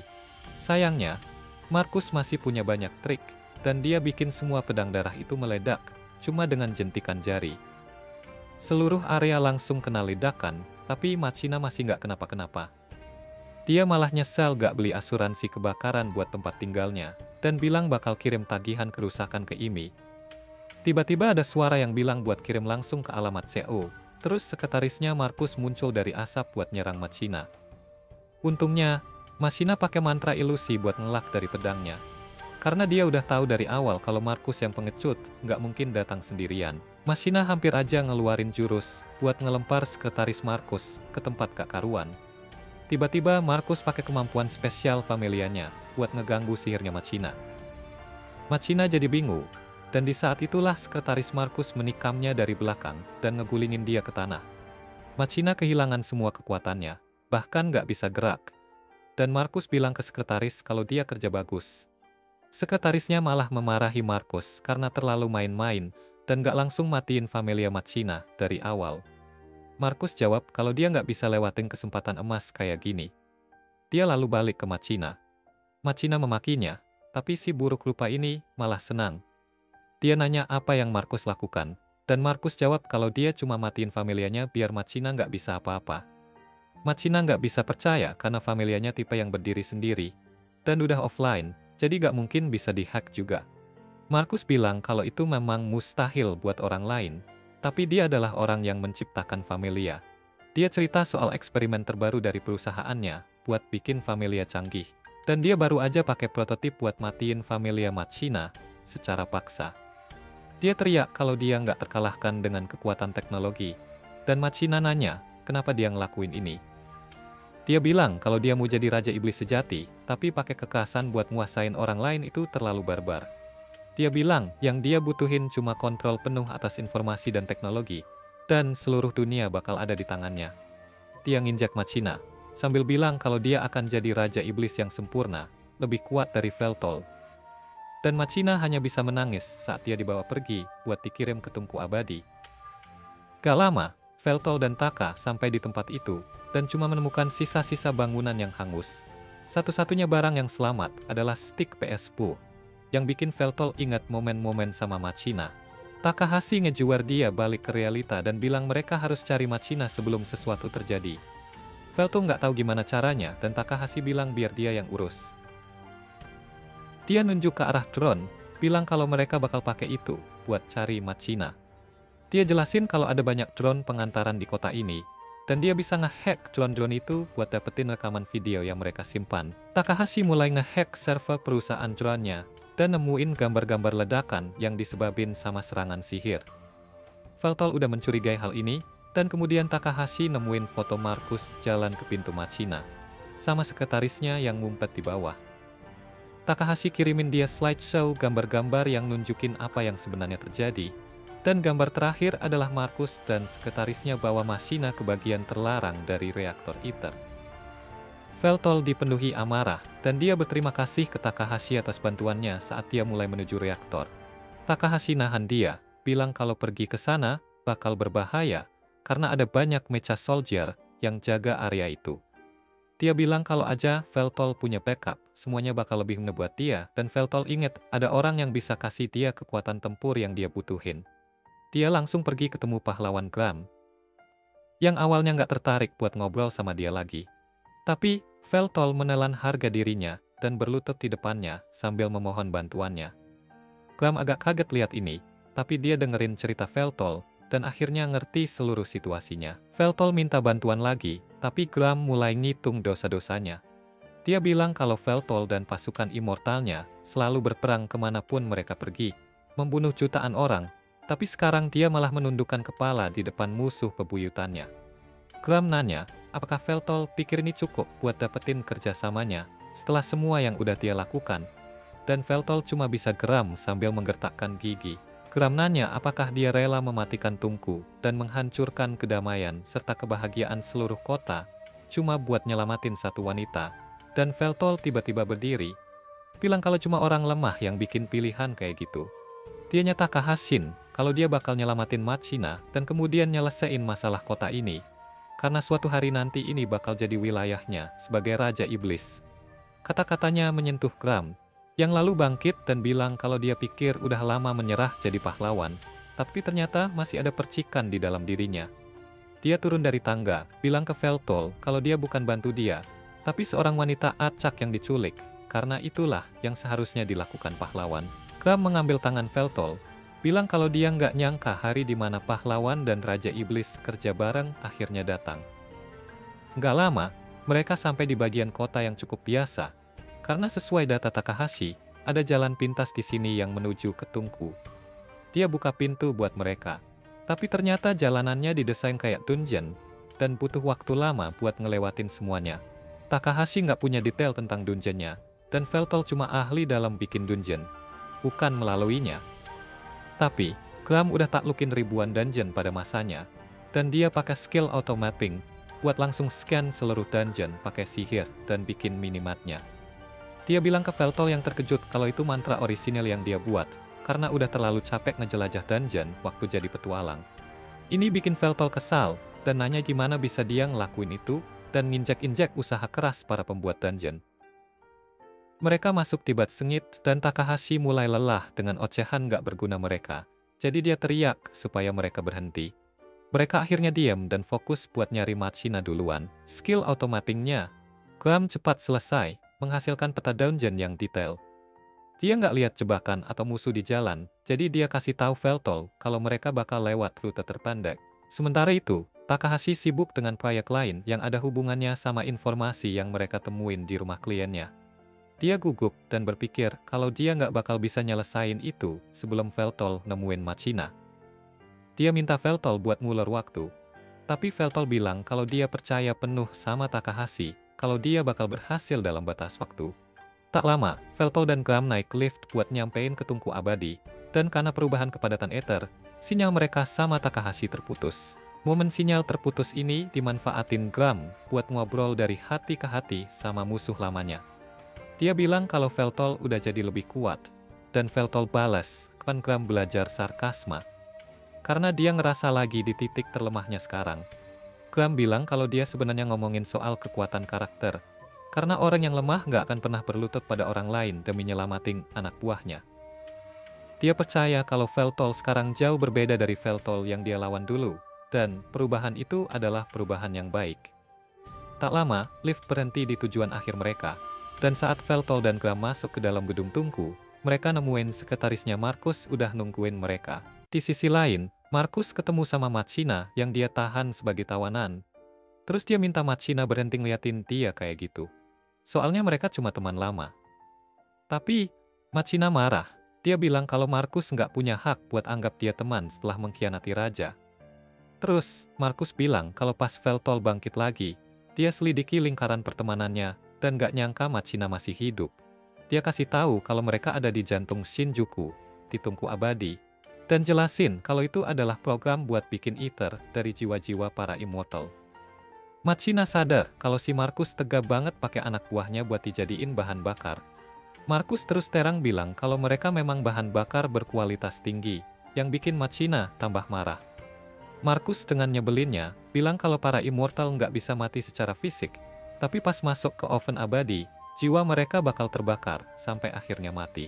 Dan mengaku ke Machina kalau kayu bakar pertama untuk oven itu adalah Xenol. Machina yang marah bilang kalau dia bakal bunuh Markus, meskipun Markus minta dia untuk santai aja, soalnya berkat para immortal, tuh mereka bisa hidup tenang. Tapi, udah saatnya Machina jadi bahan bakar juga. Markus juga nyebut kalau di ayah Emi cuma dikit yang tahu soal keberadaan tungku immortal itu. Karena kalau sampai ketahuan, orang-orang pasti bakal protes soal hak para immortal. Makanya, buat jaga rahasianya, Markus sendiri dan beberapa orang saja yang tahu. Kayu bakar yang sekarang hampir habis, dan kehadiran Machina datang di saat yang pas. Karena mereka nggak bisa biarin jantung Shinjuku berhenti. Dan karena Machina salah satu dari 6 pilar, dia bakal terbakar lama buat kasih mereka waktu sambil nyari sumber energi baru. Balik lagi ke Veltol, asisten Markus bilang ke Veltol kalau dia udah tahu Veltol bakal ke sana, tapi nggak nyangka kalau bawa teman. Di saat itu, dia mengenali Gram dan bilang kalau dia nggak bakal biarin mereka lewat. Tapi Gram bilang ke Veltol buat jalan terus aja sementara dia hadapin si cewek itu. Walaupun selama bertahun-tahun dia santai, tekniknya masih tajam. Walaupun begitu, Veltol tetap nyaranin buat hati-hati, karena cewek itu mungkin punya kemampuan bertarung tinggi kayak Xenol. Gram jawab kalau nggak masalah, karena dia pernah menang telak dalam duel lawan teknik Xenol. Tapi si pirang itu langsung nyerang, meskipun Gram berhasil blok. Di momen itu, Veltol pakai kesempatan buat kabur. Gram cegah si pirang buat ngejar Veltol, dan sebelum pergi, Veltol minta Gram jangan sampai mati. Setelah itu, Veltol lanjut jalannya. Sementara si cewek bilang kalau hantu masa lalu seharusnya nggak ganggu masa kini. Jadi dia harus cepet-cepet ngalahin Gram buat bisa ngejar Veltol, karena itu yang diinginkan oleh tuannya. Selanjutnya, dia pakai pedangnya buat bikin cahaya yang terang banget, sampai bikin Gram terlempar. Tapi, pas dilihat lagi, ternyata Kinohara udah pakai armor, prototipe terbaru dari Magikia yang namanya Zero Base. Saat ini, mereka lagi produksi massal generasi keempat, dan ini yang kelima, yang dikembangin sama perusahaan tempat dia kerja. Dan armornya jauh lebih hebat dari pendahulunya. Satu-satunya kekurangan adalah waktu penggunaannya yang terbatas. Jadi dia akan cepat-cepat mengalahkan Gram, karena Gram nggak lebih dari hantu masa lalu yang nggak bisa hadapi generasi baru. Gram sadar kalau pedangnya bergetar, dan sambil menyerang, dia bilang kalau senjatanya dan Gram sendiri hanyalah peninggalan masa lalu, termasuk pedangnya. Sementara itu, si cewek punya armor dan pelatihan dari generasi terakhir dan menyerangnya dengan kilatan cahaya yang terang. Tapi, Gram berhasil membloknya. Meski begitu, Graham mengaku kalau dia nggak lihat titik lemahnya dan perkembangan teknologinya bikin merinding. Selama perang, dia nggak pernah hadapi hal kayak gitu. Dan dia bersyukur karena susah banget. Meskipun dia sadar kalau serangan normalnya nggak terlalu cepat, karena sihirnya hanya aktif saat dia menghempaskan pedang. Lawannya bilang kalau dari seorang pahlawan yang udah mengalami lebih dari 1000 pertempuran, memang pantas punya kemampuan gitu, tapi kemenangannya sudah lebih dari pasti. Meski Graham tahu sihirnya adalah petir dan kilat, dia nggak bakal bisa lawan dengan armor generasi kelima dan teknologi yang maju. Dia maju menyerang dengan rentetan serangan. Meski di tengah jalan, Graham sadar kalau dia nggak bisa menemukan celah. Tapi, si cewek nggak mau kalah sama seseorang yang menentang perkembangan teknologi. Si cewek percaya bahwa dia adalah orang terpilih dan nggak mau kalah. Tapi saat itu Graham pakai sihir tanahnya, lalu mengkombinasikannya dengan sihir es dengan menekannya. Kemudian menyerang dengan bola api. Setelah ledakan, dia lihat kalau si cewek belum kalah. Tapi strateginya berhasil karena cewek itu makin lama makin lelah. Teknik yang dia gunakan itu sebenarnya meniru dari Veltol. Dan dia paham kalau teknik ini efektif buat orang yang dilatih dengan baik. Si pirang jadi marah karena merasa diremehkan dan terus melawan Graham, tapi merasa frustrasi karena nggak bisa melukainya. Dia mulai mengisi serangan kuatnya sambil bilang kalau dia nggak bakal kalah dari seorang pria tua dengan pedang berkarat. Tapi, Graham jawab kalau pedangnya selalu kembali bercahaya saat orang-orang butuh pahlawan. Dia memanggil kekuatan pedangnya, Ixazod, dan mulai melepaskan kekuatannya. Graham bilang kalau dengan teknik itu, dia mengakhiri penguasa kegelapan 500 tahun yang lalu. Si pirang menyerang balik, tapi Graham pakai skill bernama Alwing dan menghunuskan ke cewek itu. Setelah cahaya kuat itu, dia cuma berhasil menghancurkan armor Knohara. Dia mengaku kalau dia nggak menghantam sekeras saat melawan Raja Iblis, tapi dia terkesan karena serangan pedangnya tidak mengalahkannya. Si cewek bingung kenapa dia kalah, dan Graham jawab kalau itu karena bertahun-tahun pengalaman. Si cewek bilang itu konyol, tapi Graham kasih tahu kalau dia punya pengalaman 500 tahun, dan senang bisa bertindak lagi sebagai pahlawan. Dalam obrolan itu, si cewek tanya apa Graham harusnya nggak pergi ke Veltol. Tapi Graham bilang kalau Veltol nggak butuh bantuannya. Tapi, Kinohara kalau Raja Iblis nggak bakal menang, karena tuannya sangat kuat. Lebih kuat dari Kinohara. Dan selain itu, siapapun yang nggak punya familia, nggak akan bisa melawannya. Bahkan Raja Iblis aja nggak bisa ngalahin dia. Tapi, Graham malah ketawa. Karena menurutnya semua omongan itu cuma omong kosong. Veltol adalah orang yang sangat kuat dan cerdas. Meskipun kemudian dia ingat kalau nggak ada yang tahu kemampuannya. Dan bisa bikin orang yang nggak paham jadi putus asa dalam situasi itu. Dan dia membuktikannya dengan mengalahkan Kinohara barusan. Lalu Kinohara nanya apakah Graham nggak mau menghabisinya. Tapi, Graham jawab kalau dia nggak ada alasan buat mengambil nyawanya. Kinohara udah nggak punya kekuatan buat melawannya lagi, jadi dia nggak perlu membunuhnya. Tugasnya sekarang cuma buat menghentikan orang-orang kayak Kinohara biar nggak ganggu Veltol. Tapi, di saat yang sama, beberapa Majigia tiba di tempat itu. Graham menggunakan perisainya buat melindungi mereka berdua. Dia berdiri dan bilang kalau tembakan-tembakan itu sebenarnya ditujukan untuk mereka berdua. Jadi sekarang dia nggak punya pilihan lain kecuali jadi pahlawan lagi. Di sisi lain, kita lihat Markus mencekik Machina dan siap untuk dilempar ke dalam tungku Immortal. Dia senang banget karena kalau Machina ini seorang Ignia, mungkin jiwanya terbakar lebih dari yang lain. Dan dia merasa senang banget karena semakin dekat untuk menguasai semua Immortal.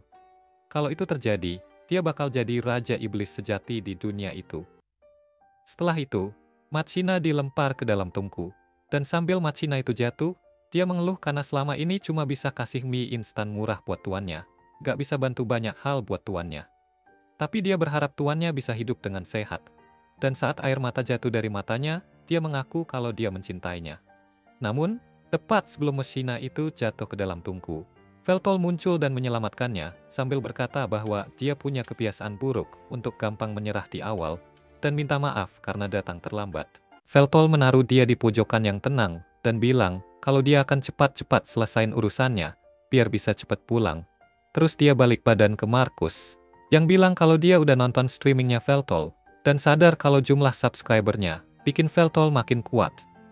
Veltol nanya, apakah Markus punya alasan buat nyerang Machina dan Immortal lainnya, sebelum nyerang dia juga, tapi Markus cuma ngetawain kayak bercandaan aja. Veltol terus nanya, apakah Markus mau jadi anak buahnya lagi, tapi Markus bilang nggak mau, dan nggak akan ngelakuin itu lagi. Karena udah nggak ada yang mau ditanyain lagi, Veltol mengeluarkan pedangnya kegelapannya buat ngalahin Markus. Tapi, Markus udah siapin pedang darahnya duluan, dan menyerang Veltol. Veltol berhasil menangkis semua pedang darah itu, tapi kemudian Markus bikin pedang-pedang itu meledak. Dia maju ke arah Veltol, dan mengeluarkan pedang lain buat bertarung lebih dekat. Dan Veltol langsung menyerang ketika asapnya mulai hilang. Dia mencoba mendorong Markus mundur dengan kekuatan fisiknya, yang sudah diperkuat dengan sihir.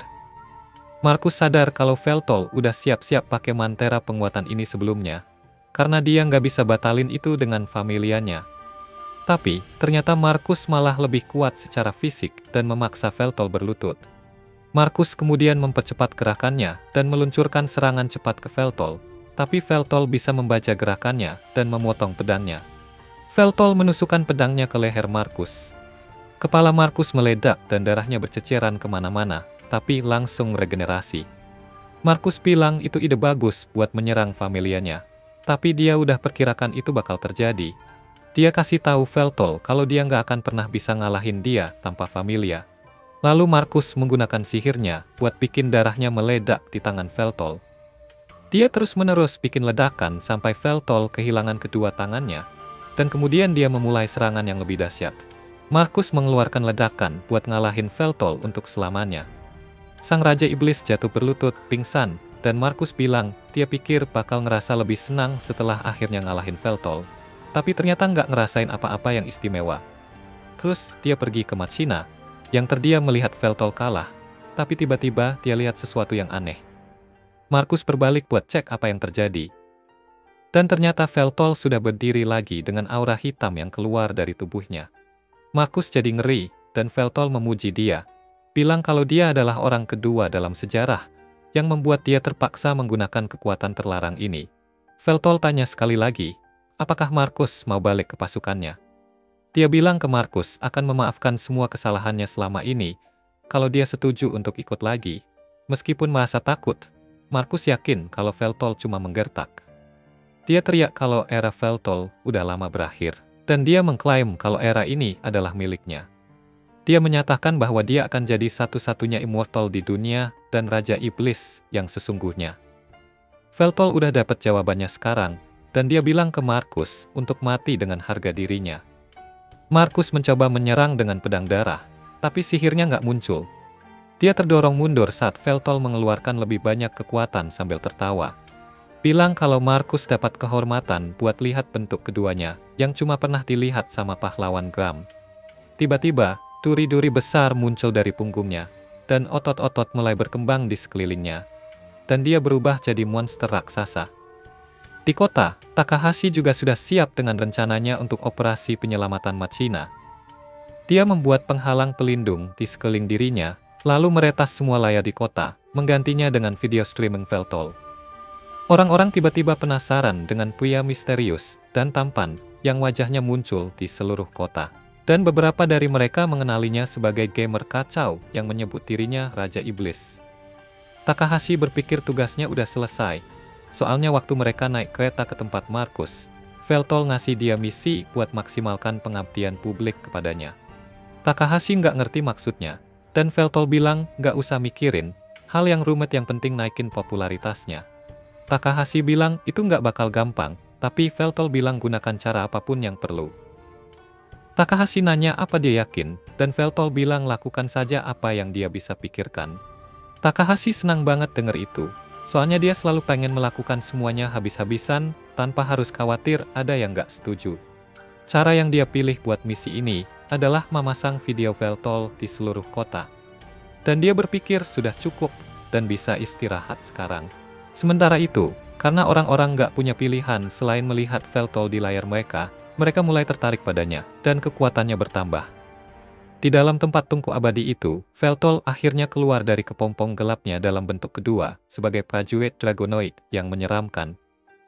Markus sampai ngompol lihat itu, dan bertanya, apa yang sebenarnya terjadi? Veltol tanya, apakah Markus pernah membayangkan kenapa kastilnya ada di bawah tanah? Dan kenapa dia memilih lantai paling dalam di kastil untuk melawan Gram? Dia bilang itu supaya dia bisa mengambil bentuk ini untuk melawannya. Veltol menjelaskan kalau dia bisa mengambil bentuk ini hanya jika dia punya kepercayaan dari pengikutnya dan jumlah ether dengan kepadatan tinggi yang besar yang diambil langsung dari bumi. Dia bilang ke Markus kalau dia melakukan kesalahan besar ketika dia tidak membunuhnya pada hari dia dibangkitkan. Dia meminta Markus untuk lebih takut, karena itu hanya akan menambah kekuatannya. Tapi Markus menyuruh dia diam. Markus bilang, meskipun dalam bentuk apapun, dulu 500 tahun yang lalu, Veltol kalah dari sang pahlawan, dan kali ini juga, dia nggak akan menang. Dia manggil pedang darah buat menyerang, tapi lingkaran sihirnya terus hilang sebelum bisa menghasilkan apa-apa. Markus panik, bingung apa yang terjadi sama dia, dan Veltol bilang kalau itu sama seperti yang dia lakukan untuk membatalkan serangan sihir orang lain. Markus tiba-tiba sadar kalau Veltol ngeluarin sihir dengan cara skip semua langkah, dan itu berarti dia bahkan lebih cepat dari Familia yang paling maju sekalipun. Dia nggak mau percaya, karena dia belum pernah dengar yang kayak gitu sebelumnya. Tapi Veltol bilang kalau masih banyak yang harus dia lihat dan pelajari. Veltol bilang dalam bentuk keduanya, kemampuan dia meningkat berkali lipat, dan dia meniru kekuatan Familia dan meningkatkannya, yang ngasih dia kemampuan untuk mengeluarkan sihir cuma dengan memikirkannya aja. Veltol berterima kasih sama Markus karena dia yang udah ningkatin teknologi ke titik ini, dan dia pakai itu sebagai dasar untuk meningkatkan diri sendiri dan mencapai puncak baru dalam mengeluarkan sihir tanpa rapalan apapun. Markus nggak percaya sama apa yang terjadi, dan dia coba manggil pedang darah lagi buat nyerang Veltol, tapi tetap nggak berhasil. Parahnya lagi, Veltol matiin Familianya. Markus ngumpat, tapi kemudian Vel bikin ledakan di dalam mulutnya dan mencincangnya dengan sihir angin, sebelum menyerangnya dengan sihir api, dan akhirnya membekukannya dalam es. Lalu dia menyerangnya dengan pedang, menghancurkan esnya. Markus jatuh ke tanah dan pulih dan beregenerasi lagi. Tapi Veltol masih punya hukuman yang lebih mengerikan buatnya. Dia pakai sihirnya buat manggil boneka-boneka seram dari tanah yang menyerbu Markus. Markus minta Veltol buat berhenti, tapi Veltol ketawa, bilang kalau nggak ada boneka, dan apa yang Markus lihat adalah ilusi yang dia masukkan langsung ke dalam pikirannya, dengan ngehack Familianya. Markus nggak percaya ada orang yang bisa ngehack Familia canggihnya, dan Veltol ketawa. Bilang kalau dia belajar trik ini dari Takahashi. Markus makin terpojok sama ilusi-ilusi itu, dan dia mohon-mohon sama Veltol buat berhentiin semuanya. Dia bersumpah setia dan bilang bakal ngelayanin Veltol, tapi Veltol bilang kalau kesempatan itu udah nggak ada lagi. Dia tusuk Markus, sambil bilang udah tanya 2 kali, dan nggak ada kesempatan ketiga. Dia bawa Markus ke tungku abadi, dan Markus panik, nanya apakah dia bakal dijadiin kayu bakar. Veltol mengiyakan, bilang kalau kasih makan tungku abadi, bakal bikin kota ini bertahan sedikit lebih lama, dan dia bisa pakai waktu itu buat mikirin solusi baru. Markus, si iblis yang sok kuat, marah sama Veltol, nanya gimana bisa sekejam itu sampai ngasih makan temannya ke tungku abadi. Dan Veltol ngingetin kalau dia adalah Raja Iblis, dan jadi kejam adalah salah satu bagian dari pekerjaannya. Markus melukai tangannya di pedang, dan melemparkan darahnya ke Veltol buat meledakkannya. Tapi serangan diam-diamnya gak bikin luka apapun. Veltol nyebut Markus pecundang yang menyedihkan saat dia mulai menurunkan Markus di sepanjang pedang, lalu melemparkannya ke dalam tungku abadi, di mana Markus larut di kolam cairan sihir dan memberi makan tungku abadi itu. Veltol kembali ke bentuk biasanya, dan dia tanya ke Machina apakah dia takut padanya setelah melihat bentuk keduanya. Dan Machina mulai memujinya, bilang kalau dia memang semenakutkan Raja Iblis seharusnya. Dia berterima kasih karena udah menyelamatkannya, dan ketika Veltol berjalan mendekatinya, dia bilang kalau dia bisa ngelakuin semua itu cuma karena itu adalah dirinya. Dia akhirnya sadar kenapa dia begitu putus asa waktu Machina diculik, dan mulai mengelus wajahnya dengan lembut. Machina jadi terharu dengan sentuhannya, dan kemudian memeluknya erat-erat. Veltol bilang ke Machina kalau dia mencintainya, dan Machina jawab kalau dia juga mencintainya. Gram kelihatan udah ngalahin robot-robot itu. Dia berdiri di atas bagian-bagian robot yang udah hancur. Veltol dan Machina jalan-jalan ke jalan raya, terus ketemu Takahashi yang jadi emosional lihat temennya selamat. Gram dan asistennya kerjasama buat lihat apa yang akan terjadi selanjutnya. IHMI ngumumin direktur baru setelah Markus mati. Veltol dan Machina pindah ke apartemennya Ejiu. Mereka cepet banget ngerasa di rumah. Si Raja Iblis ubah kantor cowok itu jadi ruang game dia. Terus mereka berdua nikmatin makan sambil lihat plakat peraknya Veltol buat subscriber yang dipajang. Abis itu, dia kelarin streaming 74 jam, di mana dia ngalahin pos terakhir di game bernama Super Fortress V-nya Gaiden. Tapi dia masih aja belum ngalahin Kai. Machina jadi emosional waktu Veltol ngucapin terima kasih ke viewers yang udah nonton sebelum sign out. Dia kasih selamat ke Veltol, ngasih tahu kalau game itu terkenal susah. Tapi, dia khawatir sama kesehatan Veltol dan nyaranin buat istirahat tiap 24 jam lain kali. Dia juga bilang semuanya bakal kelar dalam beberapa hari. Machina bilang dia kangen banget sama Veltol kalau mereka nggak ketemu lama. Veltol janji bakal ingat itu, dan kasih tahu kalau dia udah capai 3 juta subscriber. Machina nawarin buat masak atau mereka keluar makan sushi buat ngerayain, tapi si Raja Iblis gak merasa perlu. Dia malah cerita kalau dia udah unlock bentuk kedua dari pedang gelapnya. Cuma dia ragu buat makainya karena mirip senjatanya Gram. Machina duduk sementara Veltol ungkapin keinginan buat nyari 6 pilar bangsawan iblis lainnya. Si Raja Iblis yakin kalau Markus cuma berhasil kalahin Zenol, soalnya pasti dia bakal pamer kalau udah ngalahin yang lain-lainnya. Mereka nggak tahu di mana Ralshin, Silwald, dan Mei. Machina ngaku kalau dia sempat ngikutin semua orang sampai pemburuan abadi dimulai. Veltol minta Machina bantu nyelidikin lokasi 3 orang sisanya, dan dia setuju. Dia rasa mereka bisa mulai dari teman gelap dulu.